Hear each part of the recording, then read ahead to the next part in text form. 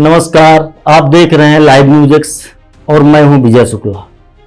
और आज हम बात करने जा रहे हैं अमेरिका जो दुनिया की महाशक्ति है और ईरान जो अरब देशों में सबसे बड़ी ताकत है। इनके बीच तनाव एवं उसके कारणों पर आपको जानकर हैरानी होगी कि कभी 1979 के पहले अमेरिका और ईरान के रिश्ते बहुत ही दोस्ताना हुआ करते थे। उस समय ईरान की सत्ता पर काबिज थे वहां के शाह मोहम्मद रजा पहलवी। उनका शासन 1941 से 1979 तक चला। इस कालांतर में अमेरिका के शाह को एक मिडिल ईस्ट में अपना सबसे बड़ा सहयोगी मिल गया था। ईरान कच्चे तेल का एक बहुत बड़ा स्रोत था, इसलिए अमेरिका के लिए बहुत महत्व रखता था। उस समय ईरान के तेल का दोहन अधिकतर अमेरिकी कंपनियां कर रही थी, जिससे अमेरिका को बहुत फायदा हो रहा था और उसके फलस्वरूप अमेरिका ने ईरान को बहुत आर्थिक मदद की। इतना हथियार दिया कि ईरान मिडिल ईस्ट का पावर सेंटर बन गया। अमेरिका का एक और हित था कि ईरान को केंद्रित करके मिडिल ईस्ट में कम्युनिज्म को रोकना, क्योंकि उस समय सोवियत संघ और अमेरिका के बीच एक कोल्ड वॉर चल रहा था और कम्युनिज्म का प्रभाव पूरी दुनिया में इतनी तेजी से फैल रहा था कि उससे अमेरिका भयभीत हो रहा था। 1941 से 1952 तक सब कुछ तो ठीक ठाक चलता रहा, लेकिन इसी बीच वहां एक नेता मोहम्मद सादिक का उदय होता है और वो प्रधानमंत्री की कुर्सी तक पहुंच जाते हैं। लेकिन यह शाह को मंजूर नहीं था, क्योंकि उनकी सत्ता में कोई प्रतिद्वंदी भी तैयार हो जाए जो आगे चलकर उनको चुनौती दे सके, यह किसी भी राजनेता को मंजूर नहीं हो सकता। अब यहां से शुरू होता है खेल। अमेरिका की CIA और ब्रिटेन ने मिलकर मोहम्मद सादिक को सत्ता से हटा दिया। शाह का निरंकुश शासन मोहम्मद सादिक के हटने के बाद निरंकुश शासन चलता रहा। इसी समय शाह ने एक शाही पार्टी दी। उस पार्टी में दुनिया के सभी बड़े देशों के नेताओं को आमंत्रित किया गया। कहा जाता है कि उस पार्टी में दुनिया से करीब 2500 राजनेता पहुंचे भी। उस पार्टी में सभी नेताओं के लिए अलग अलग बंगले बनवाए गए और उस पार्टी में शराब और शबाब का नंगा नाच चलता रहा। कई दिनों तक अरबों रुपया मेहमानों की सेवा में खर्च किया गया। दुनिया की सबसे महंगी शराब तथा विश्व के अनेक देशों से लड़कियां मेहमानों की सेवा के लिए लाई गईं। एक तरफ ईरान की जनता गरीबी से पिस रही थी, तो दूसरी तरफ शाह की फिजूल खर्ची बढ़ रही थी। ऊपर से देखने में ईरान का विकास दिख रहा था, लेकिन अंदर गरीबी, भुखमरी एवं तानाशाही का खेल चल रहा था। शाह ने अपने इस कार्यकाल में लोकतंत्र को समाप्त कर दिया। राजनीतिक विरोधियों को जेल भेजा जाने लगा। विरोध करने वालों को शाह की गुप्त पुलिस उठा ले जाती थी और उनको गायब कर देती थी, यानी रातों रात गायब। इतना टॉर्चर किया जाता था कि इतना विद्रोह फैल गया। ईरान का पैसा कुछ गिने चुने अमीरों के पास था, यानी अमीरी और गरीबी की खाई इतनी गहरी हो गई कि लोगों को विद्रोह करना पड़ा। उधर ईरान 99.9% इस्लामी बहुल राष्ट्र है, जिसमें 65% शिया मुसलमान और 35% सुन्नी मुसलमान रहते हैं। यहां पश्चिमी संस्कृति पनप रही थी, जिसमें महिलाओं को स्वतंत्रता थी, लेकिन वहां की जनता को कतई पसंद नहीं था।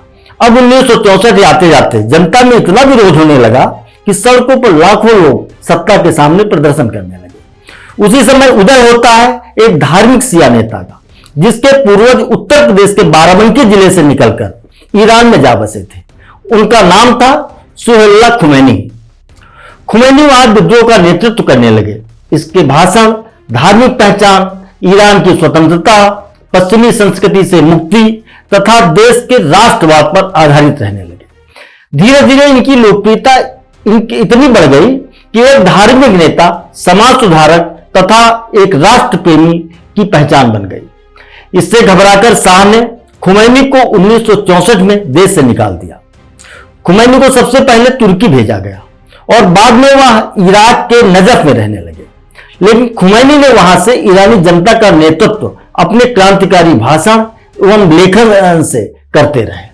1989 आते आते ईरान की सत्ता पर पहलवी की पकड़ कमजोर होने लगी।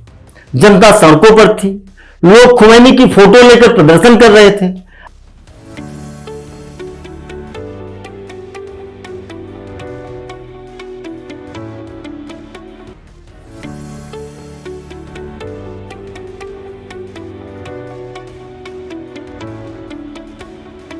आखिरकार 1 फरवरी 1979 को खुमैनी फ्रांस से सीधे तेहरान पहुंचे और पहलवी उसी समय देश छोड़कर भाग गए।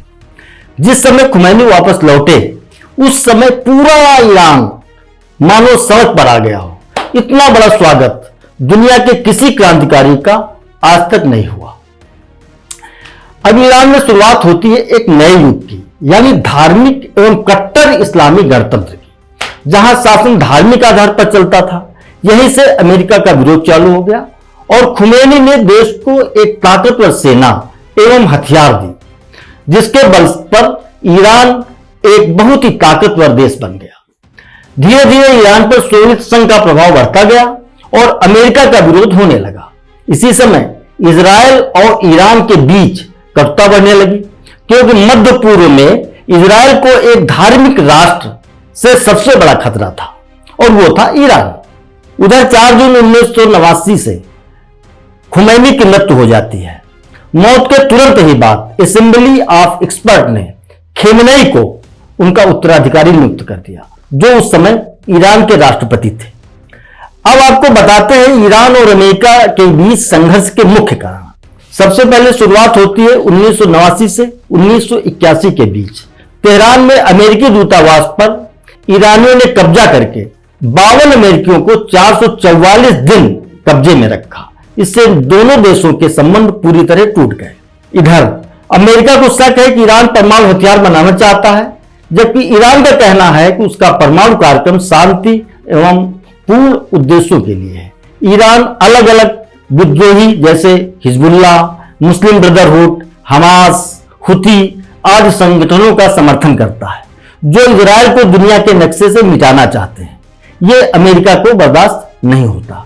यानी जो मुख्य कारण है वह तख्ता पलट 1979 से इस्लामिक क्रांति, धर्म संकट से लेकर परमाणुवाद, मध्य पूर्व में शक्ति संघर्ष, आर्थिक प्रतिबंध एवं इजराइल, जिनके कारण अमेरिका और ईरान आपस में लड़ते रहते। और अब लड़ाई इतनी बड़ी हो गई कि अमेरिका ने इजराइल का साथ लेकर खामनेई का अंत कर दिया। ईरान की मीडिया के मुताबिक ईरान के सर्वोच्च नेता को बंकर में जाने के लिए सेना के अधिकारियों ने आग्रह किया, लेकिन वो नहीं माने और मौत को गले लगा लिया, जबकि वो जानते थे कि हमारी मृत्यु निश्चित है। अब एक युग का अंत होता है। आगे ईरान की किस दिशा में जाता है, आने वाले युद्ध के परिणाम तय करेंगे।